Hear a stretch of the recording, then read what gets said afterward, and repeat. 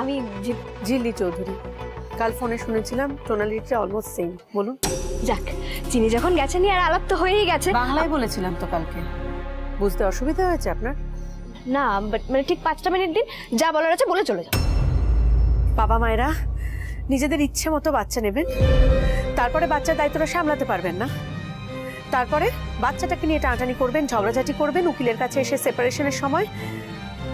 আচ্ছা, বাচ্চাটার মনের উপর দিয়ে কি যায় সেটা একবার আপনারা ভেবে দেখেন? চেষ্টা করেছেন কখনো ভাবার?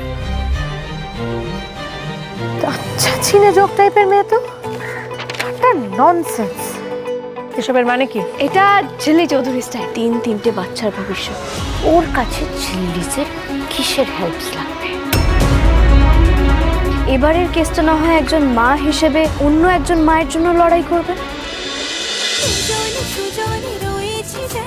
তেঁতুল পাতা সোম থেকে রবি প্রতিদিন সন্ধ্যে 6টায় স্টার জলসায় ও জিও হটস্টারে।